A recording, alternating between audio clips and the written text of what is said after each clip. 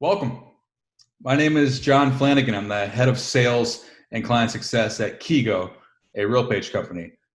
Kigo, as you know, is an all-in-one software solution for short-term rental managers to help them operate more efficiently and generate more bookings through great channel syndication. RealPage is the largest technology provider in the real estate space in the US.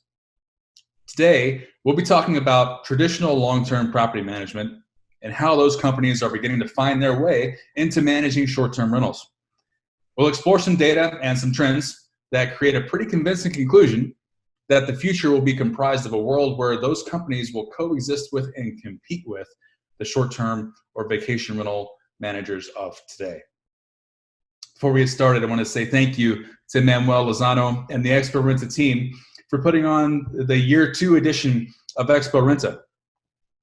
If you attended the Expo last year, and if you attended my session last year, you heard me speak about all of the technologies in our space and how they work, or in some cases don't work, together, and what that means to you. What you would have noticed is that it was not at all a big sales pitch about Kigo. Today, you can expect something similar. Kigo as a brand speaks for itself. We believe we're the best at what we do. Today's session, however, will hopefully be educational for you. Some of you may be very familiar with the topic we're covering today, and for others, maybe this is the first time you're learning about the concept. Whichever is true for you, we hope you'll have something of value to take away. So, we're going to look at some data that is very interesting and explain not only what it means, but how it could affect vacation rental managers. Data is the driving force behind big money, big ideas, big companies, big industries. As the short-term rental industry continues to rapidly expand and grow, it only makes sense that data would be a key indicator of where we're going and how we're going to get there. But why is data important, and what does it tell us? Well, it tells us a lot about consumer preferences. And why are those important? Well, preferences influence how we work, how we travel, and how and where we spend our money. So with that, it leads us into story time. And if I was in the room with you, I would ask for a show of hands and say, who around the room has heard of WeWork? Some of you may raise your hands, some of you may shake your heads. So what is WeWork, and what do they do, and how is this relevant? Well, WeWork is a company that would take vacant office space, repurpose it, and lease it out on a short-term basis. So in 2005, they had their initial concept. In 2009, they had their first co-working conference and pitched the idea to the public. And by 2012, they had over 2,000 co-working spaces. But if we ask ourselves what happened that made WeWork think, aha, this is a good idea. Well, they noticed a trend in consumer behavior. Workers were seeking an alternative to a home office, or didn't have the means or the desire for a long-term office lease. And they wanted to collaborate with like-minded people. So WeWork knew if they quickly got to market as the driver of this trend, they would get some adoption. They also knew that if they could keep customer acquisition costs low and continue to show high adoption rates, they had a goldmine of expansion and funding opportunities. You may be asking yourself, okay, but how does something like that actually work? Well, here's the business model. First, you lease vacant space. Second, you design that space with up-to-date, modern, super modern furnishings and design. Then you offer flexible, short-term workspaces. If you do those things successfully, then you create a new way to capture revenue. When you've done that, it looks something like this. This is an actual WeWork office in Seattle. And I've actually worked in a couple of WeWork offices myself in the past. And I remember the first time I walked into a WeWork office, I looked to the right, I saw a couple of beer kegs. I looked to the left, I saw 4 espresso machines and 6 coffee makers. Straight ahead of me was a little mini golf course, and they had music pumping through. And then there was people all around with the buzz of phone calls and business happening. It was fantastic. And when you have a product that looks like this, and you've captured momentum of a trend and become the market driver with forecasts showing rapid expansion opportunity, you get this. From 2004 and 0 co-working spaces to 2019, over 35,000 co-working spaces in the WeWork network, over 521 million square feet of short-term leasable office space. Perhaps more impressive, 10% of all the office space leased in Manhattan and New York, 2018, was a WeWork space. WeWork took a trend and turned it into an entire $50 billion industry that countless others have since tried to replicate. And you may be asking yourself, John, like, why are you teaching us about WeWork? We lease vacation rentals, not office space. Well, that's a fair point. And bear with me, we're about to come full circle. So this session is on the convergence of traditional property management and our world of traditional vacation rental management. It's not so unlike the convergence of vacant corporate office space and a new trendy way to monetize it, is it? Like I said, hang in there. We'll get to the good part. We know WeWork's story and roughly what that timeline was, and sometimes we wonder, like, well, what would happen if we hypothetically just substitute our own inventory and try to apply this story somehow to our world? After all, vacation rentals 20 years ago were nothing like they are today. The change was in full effect by 2010 and has only continued to evolve since then through the channel partners that we all know and love for the most part. But what have we learned about travelers, or in other words, consumer preference? Well, we know that 40% of leisure travelers want a vacation rental instead of a hotel. And we know at least two reasons why. The first being that they perceive greater value in the form of more space and or the precise location of that vacation rental unit. And they feel that with that space and in that location, they can have more special, more fun, more memorable experiences. This isn't a trend, by the way. It's more than that. So if I was in the room again, I would ask you to shout out some numbers to guess how many users Airbnb has on their platform today. Some of you may give low numbers. Some of you may give high numbers, but go ahead and guess. I'll give you a second. How close were you? In 2020, Airbnb has over 200 million users on their platform.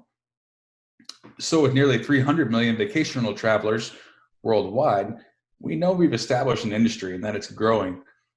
But what else have we learned? Well, we've learned that 43% of guests that book alternative lodging are millennials, and that millennials will spend almost $1.5 trillion in travel by the end of the year this year, despite COVID.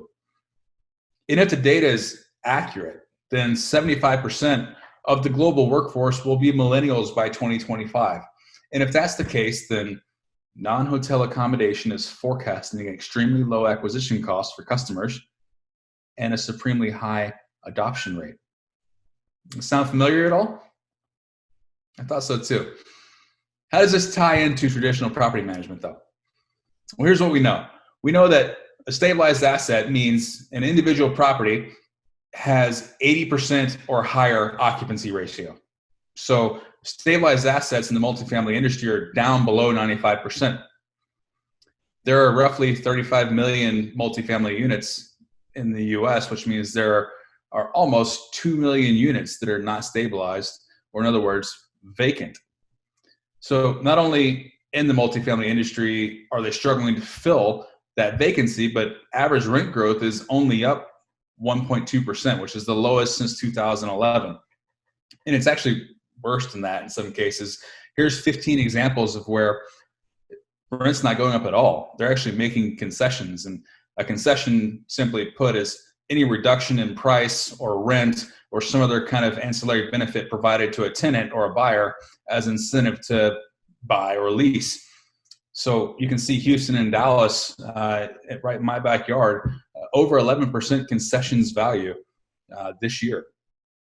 What does this suggest? Well, it shows us two trends. It shows us that, one, travelers want unique stays and more value, sure, and that multifamily assets are taking longer to lease up, and that their stabilized assets are struggling to get above 95%. If you take alternative lodging and the demand that's growing, plus an excess of multifamily supply, you get short-term rentals in multifamily properties. Anything surprise you about this though? Maybe the year 2015. Well, if what we know from our WeWork story is true, then this was already a trend 5 years ago. Well, wait. Let's try to apply a business model to it and see if it works. So we need to lease vacant space. Yeah, that applies. We should furnish and design that space. Yeah, the glove fits. We should offer not business co-working spaces, but short-term business or leisure suites. If we can do those things, then we've created a new way to capture revenue. Yeah, that adds up. So I'm not the first person to notice this, and no one in the room was the first person to notice this, but it's safe to say that people took notice. And after 2015, there was a significant increase in funding into efforts that are in some way, shape, or form relevant to this idea. The timeline is on the left, where you can see the jump after 2015. The companies are on the right, but the point is that there's been well over $1 billion poured into companies trying to find a way to make this trend a real industry. To help illustrate the expansion that we're already seeing in this space as a result of the trend, stay with me, okay? This is 2015. You see Stay Alfred and Sonder. Stay Alfred was actually a Kigo customer at one point before they ultimately outgrew what we could provide for them. But 2016, you see a few more, okay? Last year, it's getting crowded. The disruption is real. Over 15 companies now, all funded and trying to figure out how to monetize unit vacancy on a short-term basis. But it's more than that. Well, and to be fair, companies like Stay Alfred and Lyric have now gone out of business as a result of COVID, unfortunately, but it doesn't matter because those will just be replaced with the next person who tries this because it's bigger than what we've talked about so far. Instead of just leveraging vacancy, people wondered, what if we build units for this exact purpose? What would that look like? And in 2018, the first purpose-built multifamily asset was created with a short-term rental integration. Let's talk through what that building makeup might look like. So you see a traditional apartment building, and this industry has been around for a long, long time, and they know that if you add a retail on the first floor, then it's an added amenity for residents and can cause a 2 to 7 times increase in the price per square foot that they can charge for those units. What's new is that you can add in a whole layer in that building for short-term rentals, purpose-built short-term rentals. And ladies and gentlemen, my fellow short-term rental enthusiasts, advocates, and experts, a new player has entered the game, a new competitor. Is it possible that the management company in charge of these short-term rentals in this building decides to make some kind of outbound effort, marketing flyers, cold calls into their market to gauge the interest of single-family homes in their area to see maybe we can manage your property too, even though it's outside of our complex? Could that happen? I don't know. Maybe it could. This model is as close to a surefire good thing as you can get in the multifamily industry. Their goal is to stabilize what they call the last 10%. If you can stabilize that last 10% with short-term rental units, there's a lot of benefits, not only reduction in bad debt, but you don't have to pay ILS or apartment locator fees. You don't have to pay for a turn cost for a tenant, meaning you don't have to replace the carpet or the flooring. You don't have to repaint the walls. There's a number of things that have to be done versus a stereotypical clean for a short-term rental. Lots of benefits, and people are taking notice. And the alternative is that if you want to lease up the first 10%, so there's new builds, and in order to get those buildings producing revenue sooner, they need an incentive to help get people in the door, basically. And if you can lease up the first 10% on a short-term basis, then it expedites the leasing process and ultimately significantly impacts the cap rate. As we come full circle, we can feel pretty confident in a couple of things, okay? Hybrid concepts aren't going anywhere, and hopefully there are enough travelers for all of these models to coexist in the future. For example, co-working, is it an office or is it a coffee shop? Yes. And in the same way, multifamily, is it an apartment or is it a hotel? Well, I think it's both, right? And I think that's the point. The writing on the wall is this. When WeWork saw empty office space, they wondered if there was a way to monetize it and in turn completely disrupt an industry and make a ton of money while doing it. They saw opportunity. Even though WeWork later made some bad decisions and had some hardships of their own, the analogy holds true. They found a new way to create revenue. And friends, our reality isn't much different.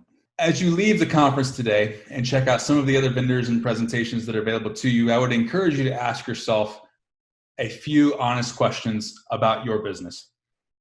As you think about your business and a new competitor for both your inventory and your travelers, a competitor that is inevitable, what are you going to do to make sure that your business finds success in a world where the competition is as big as the potential?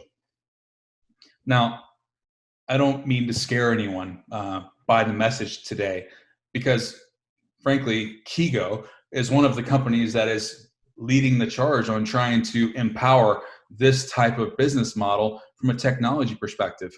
It's a good thing for our industry if multifamily short-term rental assets are used every single day as a norm. My challenge to you is to think about, where does your business fit in?